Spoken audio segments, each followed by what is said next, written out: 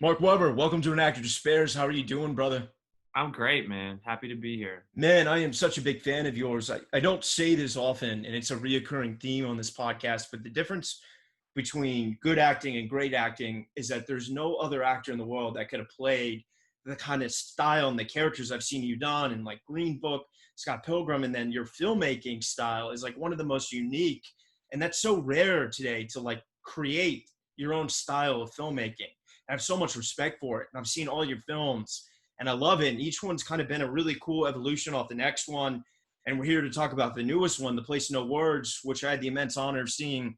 I guess that was Tribeca 2018. Was that when you Uh, guys? 19, 19. 19, 19. Yeah, yeah, yeah. I don't know. I can't even remember when the world ended at this I point. know. But I know. yeah, yeah, man, it was amazing, and I'm so excited to have you on. But dude, before we dig into all of it, let's start at the beginning. You were born in Minnesota and then moved to Philly. Yeah, well, hey, man, first of all, thanks, dude. I appreciate those compliments. I And mean every word of it. I feel that, man. That's really cool.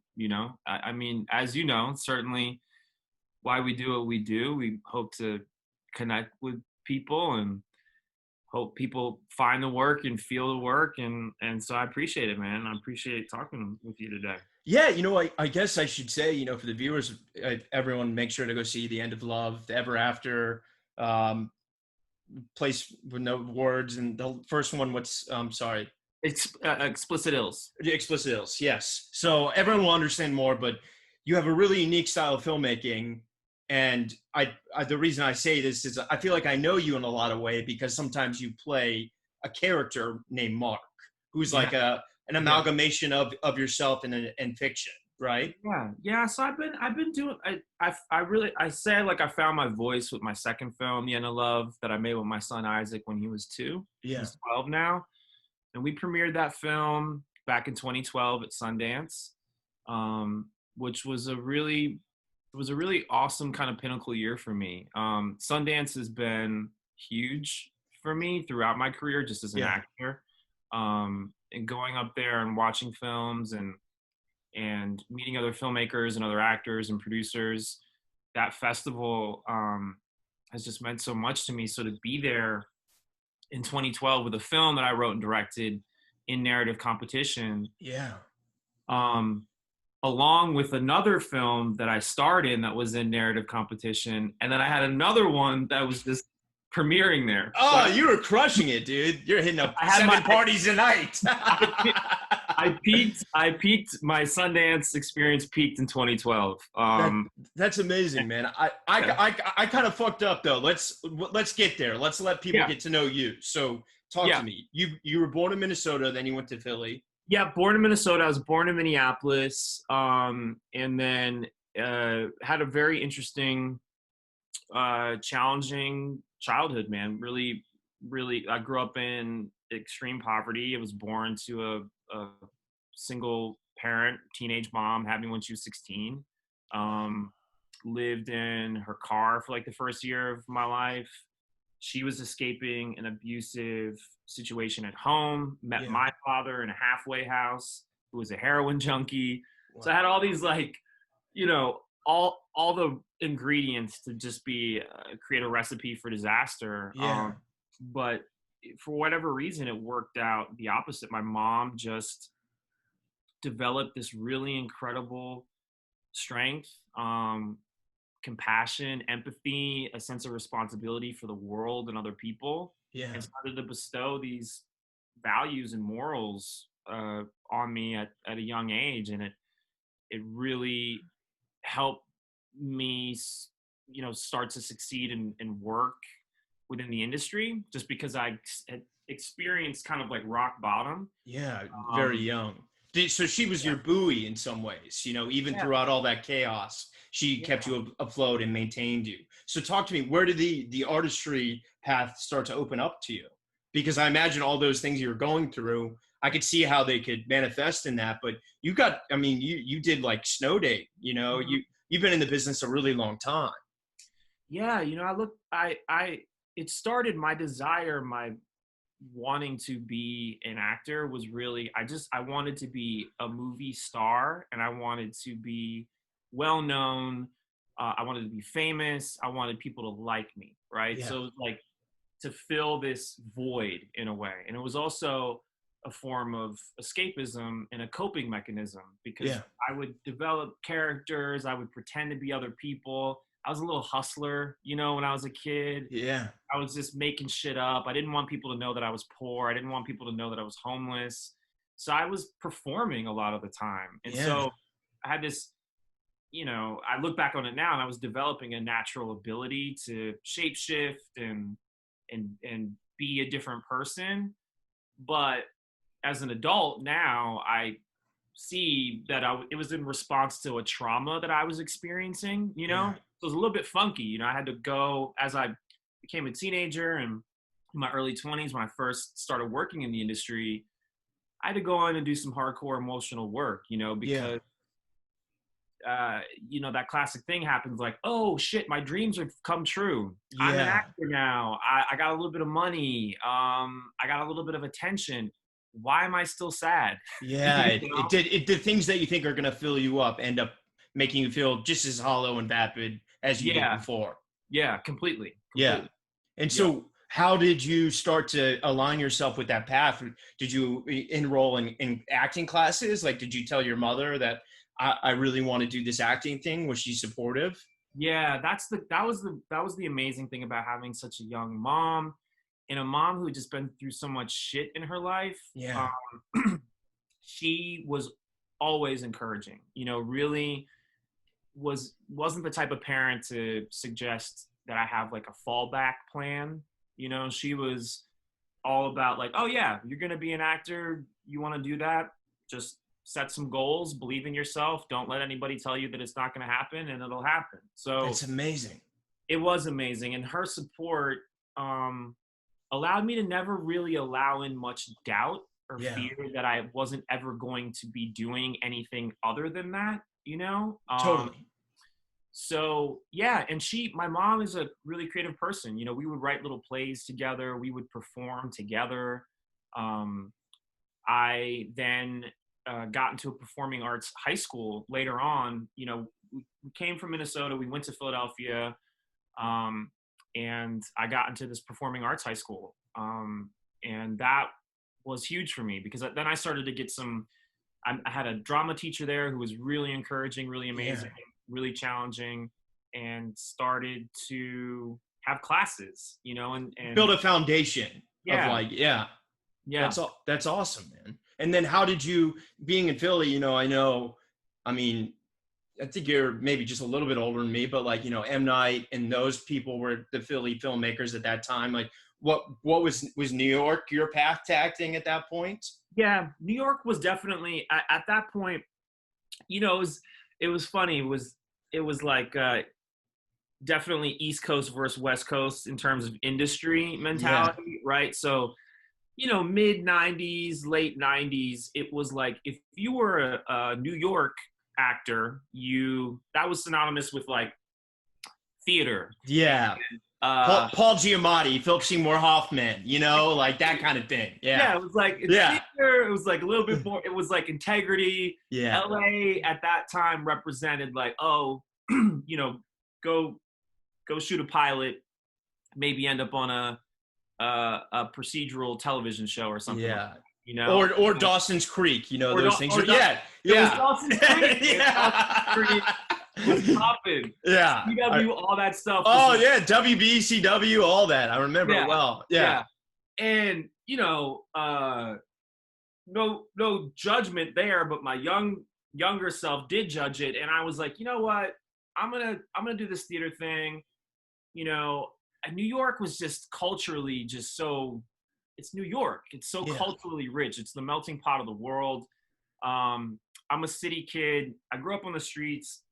New York just felt like, you know what? If I can make it here, it's true. If you can make it in New York, you can really make it anywhere, right? Yeah. So, and my network and my friends and my people were there. So I started doing theater, and I started doing independent film. Wow. And I just got really, I got really lucky that the sequence of jobs and events that happened just led me to one great experience after another. And I Yeah. got to work with a lot of really great visionaries, and directors who were writer directors who had a very strong point of view, Hmm. and also held the same feelings that I felt in terms of integrity and doing what you feel, and not really worried about being commercial, but just Yeah. making art. And that really created a really solid foundation for me, you know? That's amazing. And that, obviously I imagine led to representation, which led to bigger and bigger opportunities each time. Yeah. And My story about how I got an agent was, it was a mixture of all those things that I was just talking about. This not having doubt, not having fear, not ever questioning it. yeah. And I got kicked out of my performing arts high school. And it's because I just stopped showing up to all the other classes. Yeah. And I hung out with a graffiti crew in Philly. I started smoking weed, and I was just like, I'm an actor. I'm going to learn my Shakespeare. I'm not showing Yeah. up for these other things. I was a little bit of, a radical in that way. And so Yeah. they kicked me out of the school. But with my mom's support, she was like, oh, just go and find a casting director, go and make it happen. And so I went into a local casting director's office in Philly. I was 17 years old, Mike Lemon Casting. And I just like showed up and was like, hey, I'm available, you guys. That's amazing.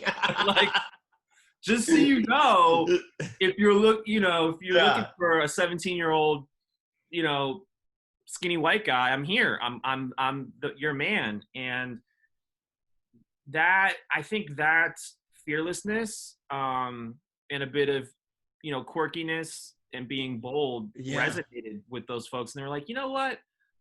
Yeah, okay. And there was a film called Edge City that was being made about, 17-year-old urban kids versus suburban kids in Philadelphia. And it was like, oh, I'm this guy. Yeah. And I auditioned, I got that part. That film had a casting director named Susan Shopmaker. Oh, I know Susan Shopmaker. She cast the best. Yeah, she's amazing. Yeah. She actually didn't end up casting the film. She was going to, but she had an association with it. And the director of the film was like, oh yeah, Mark, you need to go to New York. You got to meet Susan. I met Susan.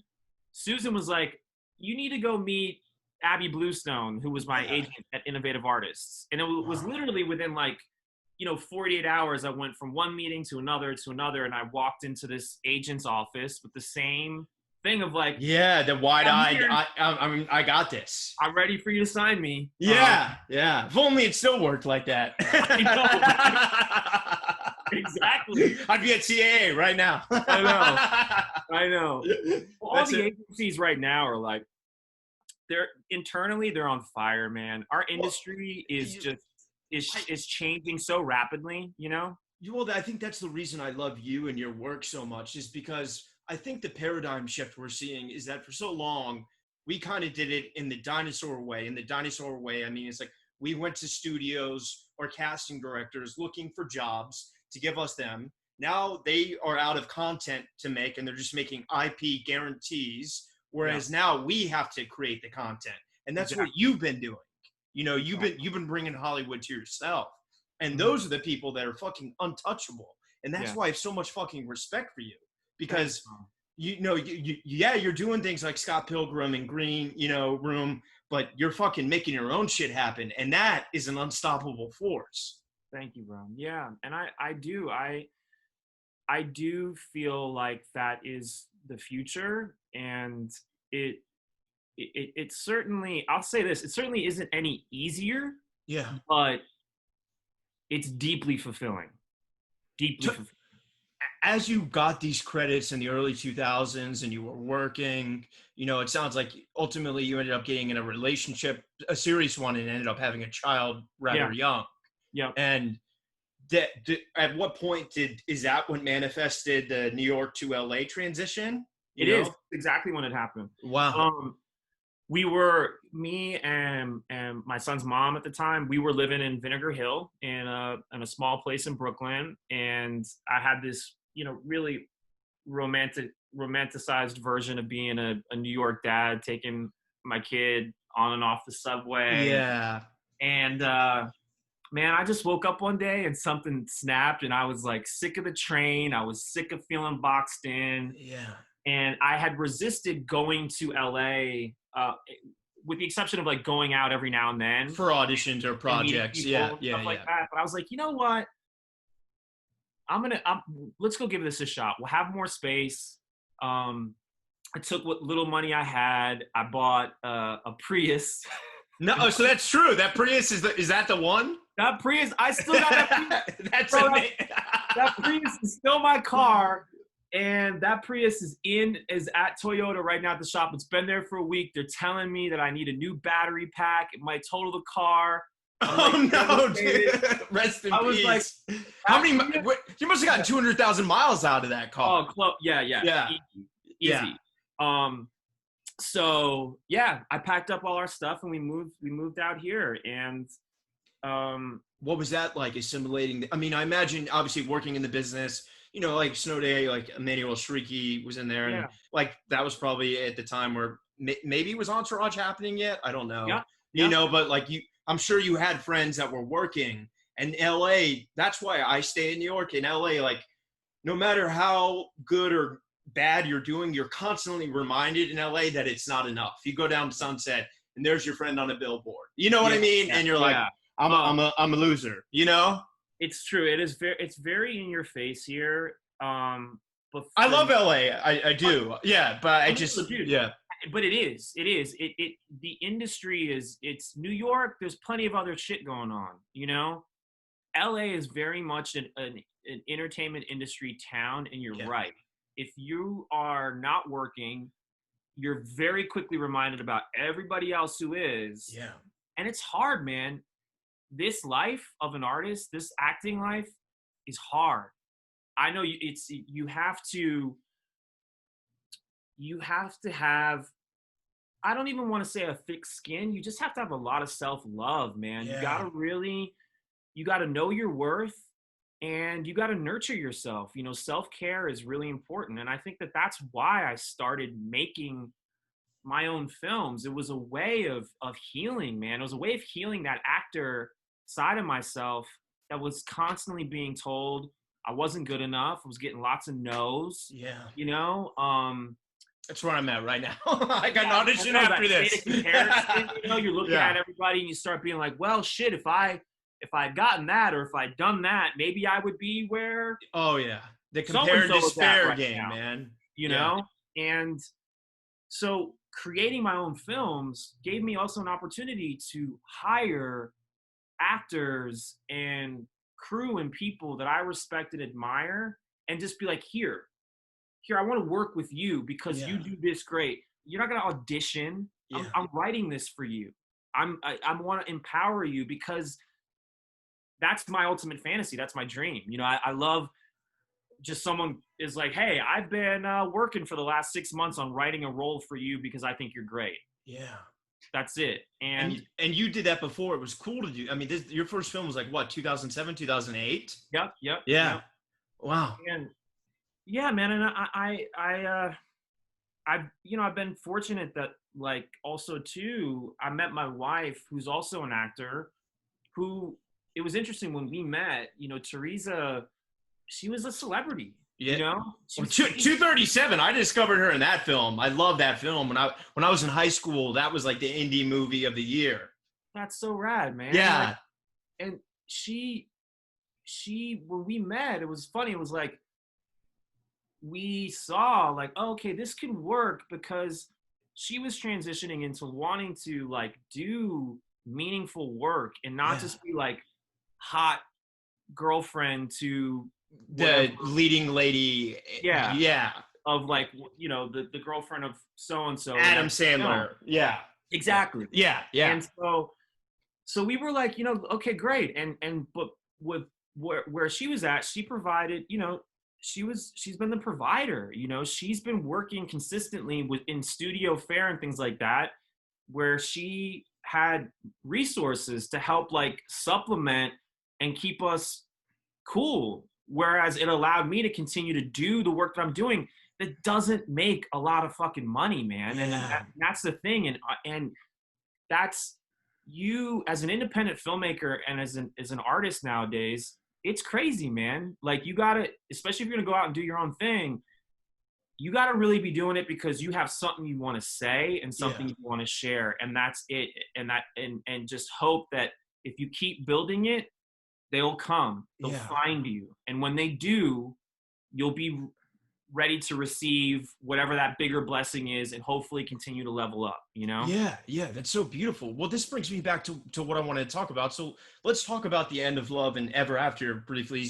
Both are kind of like, I mean, more so The End of Love is literally you as yourself, right? But in with fictionalized events, Yeah. seemingly, you Yes. know. Yeah. But that was you chronicling dealing with moving on from the mother of your first child, Yeah. right? Yeah. Which Yeah. was beautiful. And as someone who's been through breakups, I loved it. And you really kind of manifested the struggle there. Was that really something you were going through as being a newborn father to a newborn and trying to audition and having chemistry tests and having this baby and all your friends? 100%. Wow. 100%. It was, and also part of the impetus was that like, I wanted to make a film where you see a dad really being a dad, Yeah. and it wasn't like the cutesy version of it of like, ooh, I got poop on my face. I don't know how to change a diaper. You know what I Yeah. mean? Like I wanted to put a single dad on screen Yeah. and because I don't know, I hadn't really seen it that much in the way that I wanted to do. No. And what was beautiful in doing so, the people that have found that film, it really resonates with them. And I can't tell you how many single dads who are like, hey, dude, thank you. That was amazing. And like, that was why I made the film in so many ways, but Yeah. all the things that I make too are always some form of investigation of myself and different feeling states and, you know, uh, working things out. And I make movies to hope people feel something and relate and connect in some way. And after you had those first two under your belt, did you start to kind of realize like, fuck this audition thing? Like this is the way that I can create the stuff that I want to be doing, Yeah. and did that kind of open up that you pursuing that path more than just Yeah. doing the traditional, hey, when am I going to get that Paul Thomas Anderson movie? Yeah, man.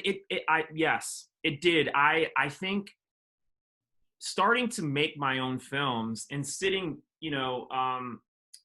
I've held a couple small little auditions.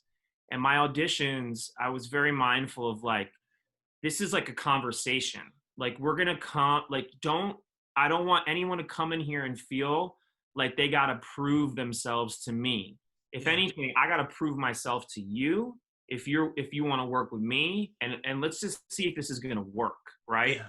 And that was in reaction to like all these fucked up bullshit auditions that don't have anything really to do with finding someone who's great. Not at Role. all. 9 times out of 10, in the way that this weird hierarchy and the way that things are set up, for instance, like a pilot thing with like Yeah. 10 executives and all these people and on their phone and they don't give a shit. And No. it's weird like power play. Yeah. And Auditioning, I think, can be one of the worst things, you can do to an actor because it's the best version of whatever the chance to get to see someone is for now. That's the fiction that we have.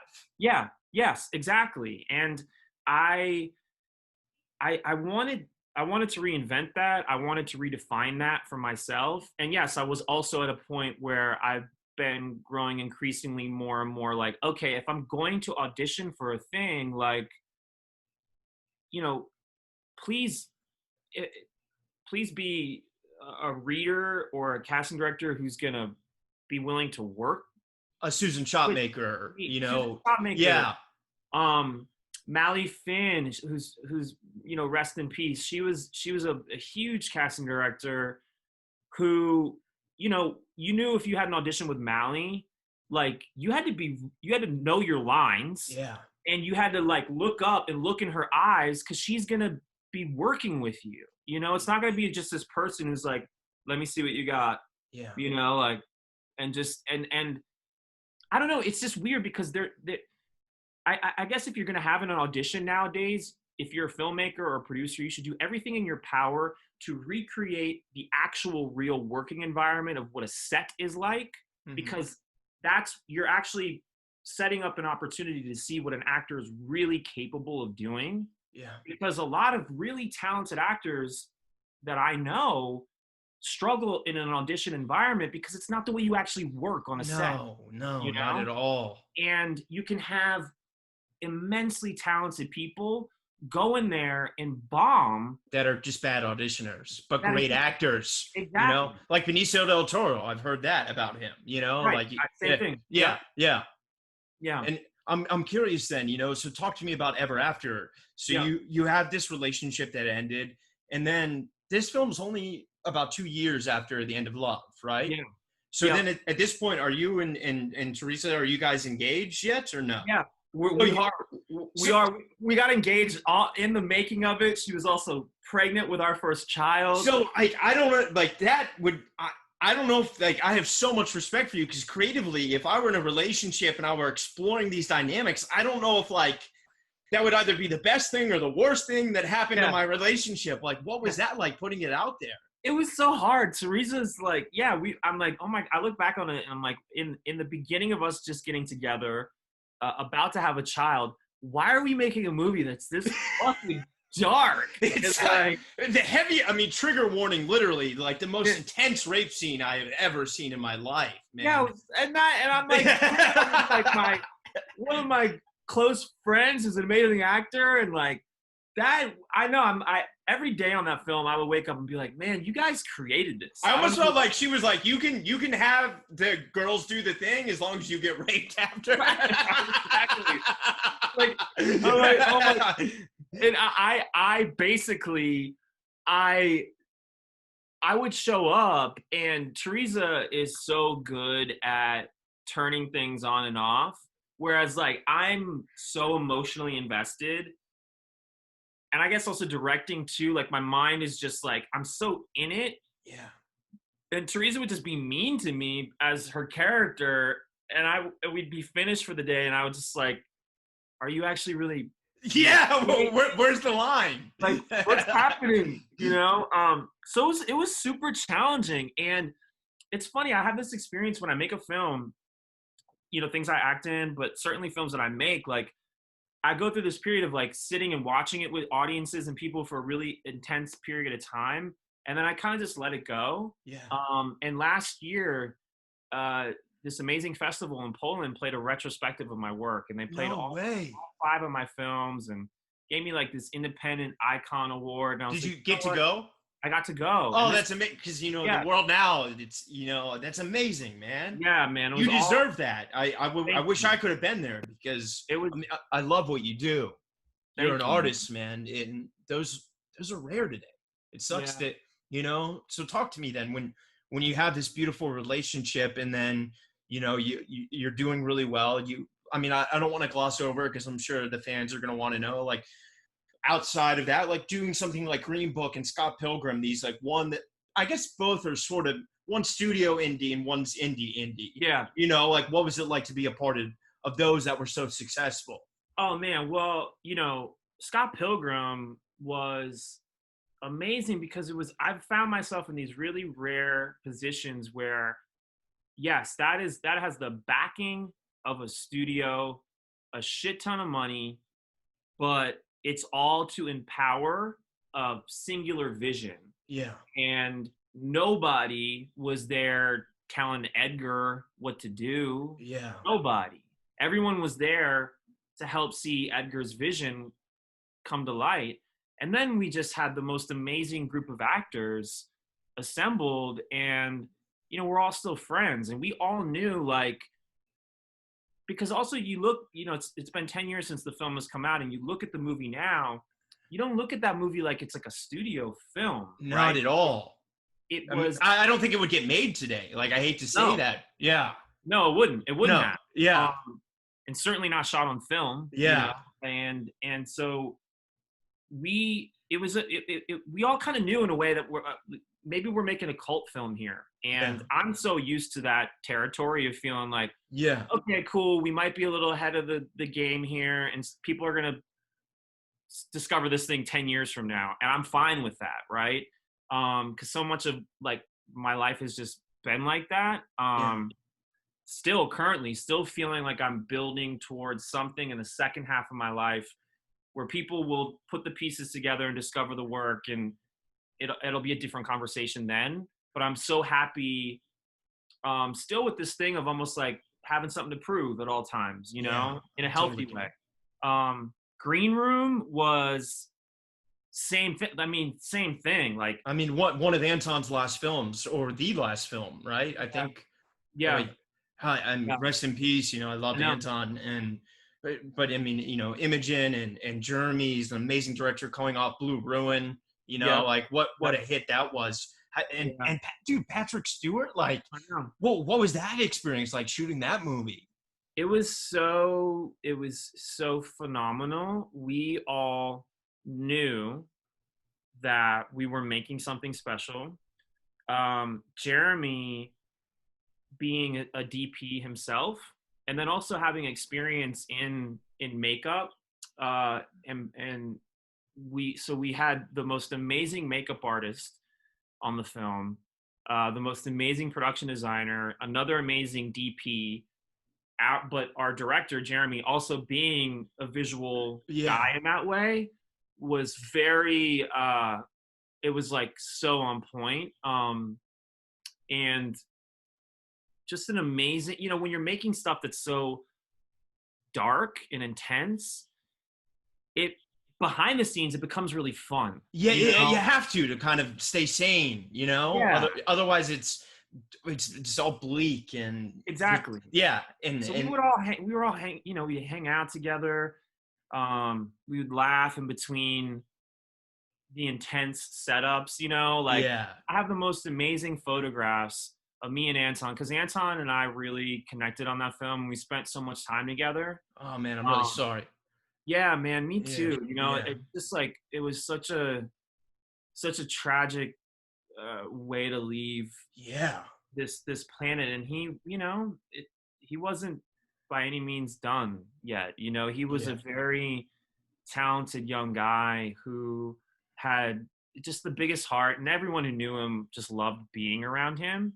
And so, I've because my head gets blown off in the movie, and so yeah. I had the most intense prosthetic of just like the whole That's amazing. side of my face is just like gone, Yeah. and Anton's like wrapped in duct tape because all his wounds at this point. We just have the most amazing like Bro joking photo. photos, bro photos, just like half of my head fucking decimated. Um, and yeah, I've thought a few times about like, okay, when am I gonna drop this on Instagram? And Yeah, I'm like, you need. I went to it's so Anton's graphic though. exhibit in LA, and I could like totally see that would have been perfect there. Yeah, it would have. Yeah. But dude, so talk to me when you're working with those visionaries, and at this point, did you have the idea while you were working on those for Flesh and Blood? Were you trying to get that together? And did Yeah, those directors like did they influence you? Because yeah, like everybody influences me, man. You know what yeah, I mean? Everybody. I think I'm not the filmmaker who has like this, you know, college textbook understanding of like every film era and all the greats, and right.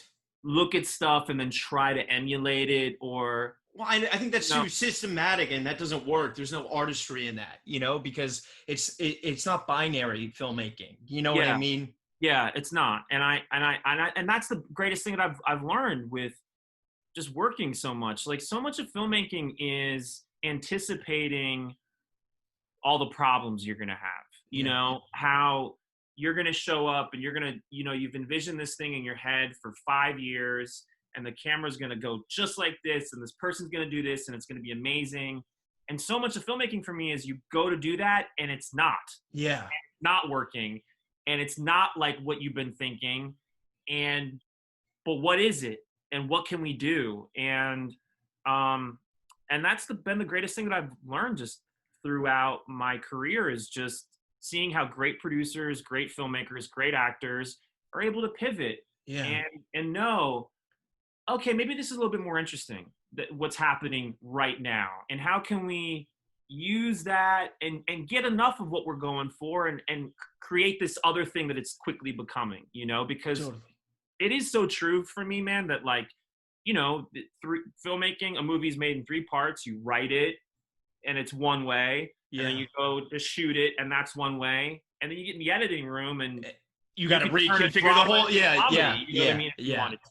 So, it's I've been influenced by everyone. I'm so influenced by life too, and Yeah. just conversations and friends and And it seems like being a father is a really big. I mean, how could it not be? yeah. Like what we're here to talk about, the place to no words. Like Mm-hmm. this film conceptually, like this one, I imagine more so than any of the others, you really had to have a really intense pre-production process because of all the. How would you describe the film for those listening? The film, I would describe it as a positive meditation on life and death, Yeah. and as seen through the eyes, predominantly through the eyes of a young child, of a 3-year-old. Mhm. And yes, it was the great thing is, though, I've worked with the same group of people essentially on all my films. Same DP, my friend Patrice Cochette has shot all of my films. And so we're at this state now of like telepathy, Yeah. we know each other's instincts and our habits and our strengths and our weaknesses so well that we don't have to go through the, hey, how are you doing? How you doing? Yeah. Kind of thing, which is such an energy and time suck. Yeah. So I'm greatly benefited by going into this film with these pre-existing relationships in place, where there's a deep level of trust and understanding, and also people knowing like, okay, like you've proven yourself, like you can go make a movie with your toddler. Yeah. Yeah. Totally. Yeah.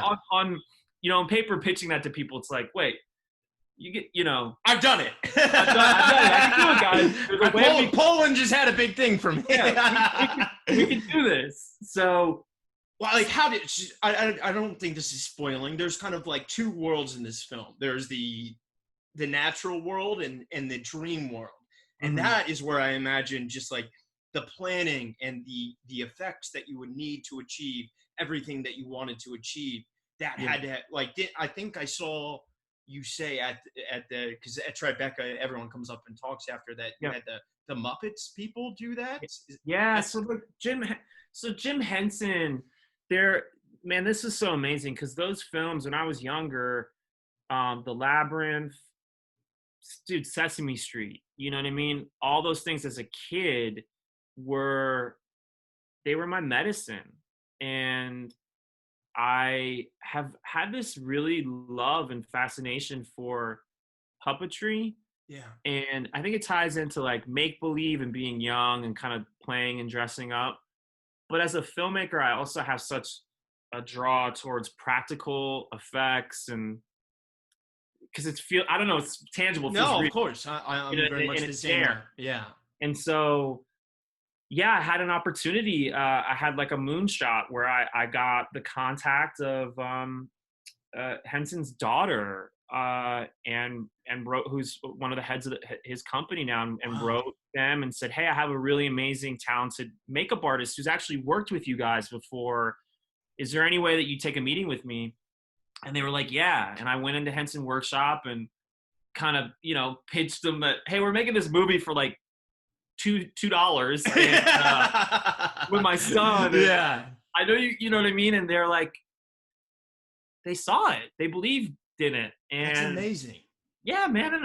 And so many months later, my special effects makeup artist was at the Henson Workshop, and being able to use their like proprietary like animatronics and build them into the creatures. And Yeah, it was just a really beautiful cosign, man, for sure. Yeah, I mean, really a divine synergy, it sounds like. Yeah. And how did that, because like that's why I applaud you so much. Is like I wish my brain was that creative. It's just, I'm more like narratively, but having that kind of otherworldly, I wish I could think that way. And I Mhm. don't. How did that film, from when you wrote it and you had that meeting to filming it then, Yeah. as you talked about, it can become a different movie.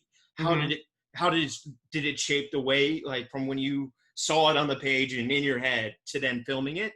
Obviously I know there was a lot of special effects that had to be done after, but Yeah, no, it did. It really maintained itself. I think because my writing of the script was folding in and knowing my process and knowing how things are going to evolve. And so, portions of my script offer the framework and suggestions of lines and what I would like to achieve.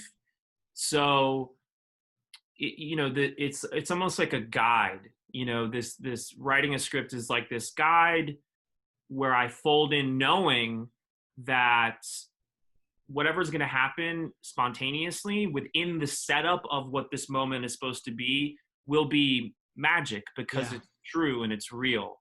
And that is the guiding force and energy through all my films is capturing that realness, but also making all the other things that are so staged feel as if they aren't, yeah, right?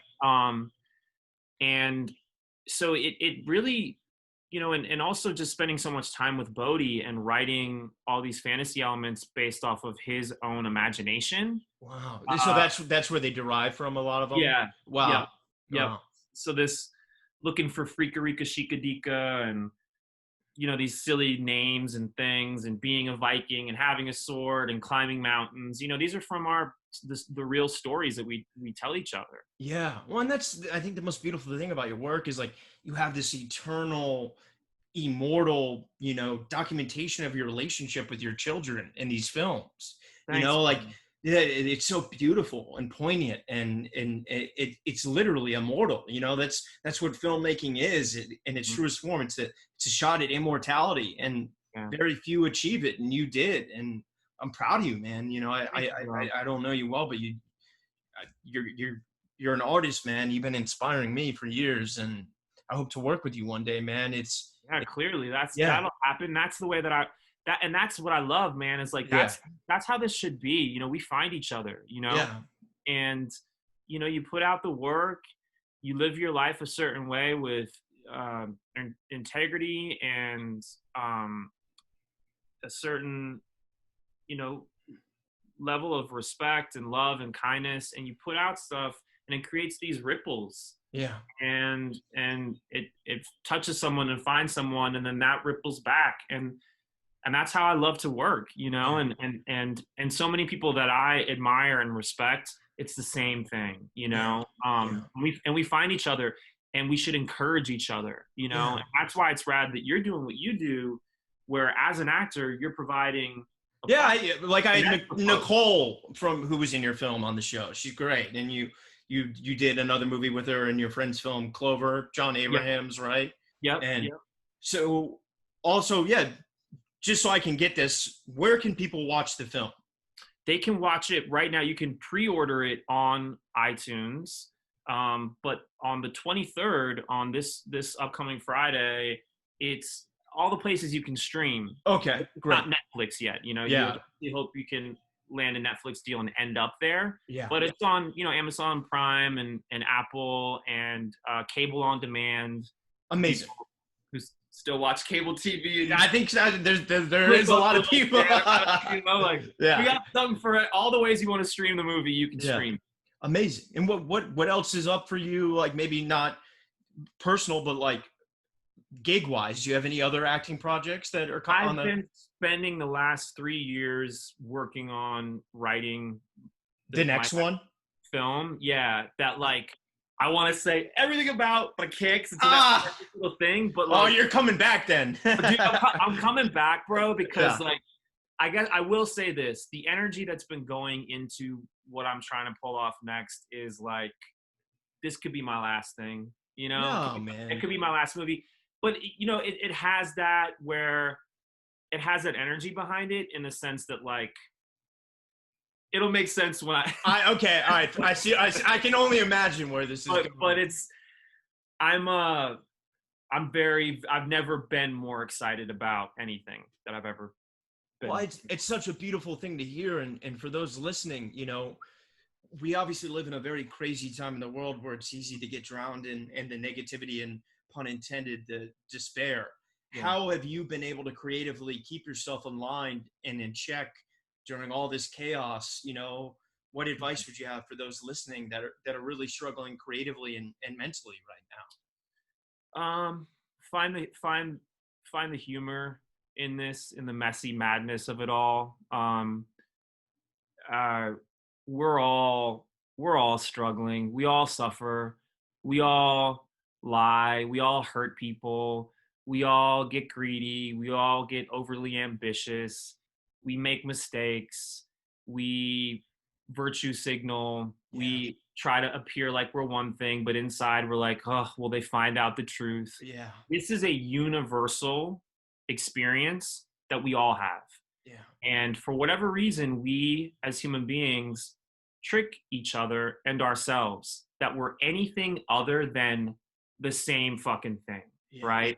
This messy, complicated, always changing energy expressing itself, trying to find its way, trying to find meaning. Yeah. We all are in this in that way forever. And and if you're in the industry and you look at, well, I wish I was so-and-so or so-and-so, guess what? Those people wish they were so-and-so and so-and-so. Yeah. It doesn't stop. And the only way it can is in these temporary moments where we can bring this awareness in, be present, and realize, you know what? None of this matters, and it all matters at the same time. And it's this beautiful paradox that we're just perpetually spinning in. And it's a well to tap into and extract deep inspiration from. Yeah. And if you're an artist, it's this beautiful pool of energy you can tap into and let it guide you, and it will. Wow, that's so beautiful. Man, I love that. Well, final question for you, brother. You kind of answered it, but you know, what's keeping you inspired right now? Well, it's always my kids first and foremost, because, children, I look at my children, and of course they're my children, they're my own flesh and blood, but they also represent youth and next generations. So they inspire me in the sense that I have a real strong sense of responsibility of not only for my children being okay, but for other people's children and the world being okay. And they, as kids, they're just like living moment to moment. They're not really worried about what they did yesterday, and they're certainly not thinking about what they're going to do tomorrow. They're just present and trying to have fun. And whenever I start to get caught up in here, and start to get fearful and worried and afraid and sad, I look at my 1-year-old little girl, and he's happy playing with a empty water bottle, for an hour. And that's beautiful. And it's presence. And so that presence that they maintain, and slowly start to lose over time is so inspiring to me, because it's a constant reminder of how I want to be. Yeah. So beautiful. Mark Weber, this was such an honor, man. I'd love to have you back anytime. I hope we get to collaborate. You need an actor, you let me know. And no doubt, dude. Dude, I got so much love for you, man. Thank you for coming on and giving back. It means so much to me. Yeah, man. Likewise, bro. I really appreciate it. Yeah. All right. Amazing. All right. I am thrilled to announce that An Actor Despairs is partnering with a wonderful CBD company called Kind Farms. Everyone out there has heard of CBD. I started taking it a few years ago when I first started getting sober, and to help with my anxiety. Sadly, as one can do, I was overtraining in the gym, and a friend recommended a topical and a tincture to help with the pain. I tried it, it was okay. However, recently, I was introduced to a product that has really changed my life. Not only has it helped me with anxiety, but I am stronger than I have ever been. I'm able to carry out lifts my body used to prevent me from doing. Kind Farm products have single-handedly changed my life athletically and personally. They utilize 100% local licensed farmers, organic cultivation, and CO2 extraction for superior CBD. Kind Farms is turning CBD to a kind alternative to pharmaceuticals. Let's transform tobacco row into hemp row. If you want to get involved, please reach out. Together, we can make a difference. You can use my code RYAN10 for 10% off. You can find them on Instagram at Kind Farms Inc., all one word. That's KINDPHARMSINC, and their website is kindfarmsinc.com. Once again, my code for 10% off is RYAN10.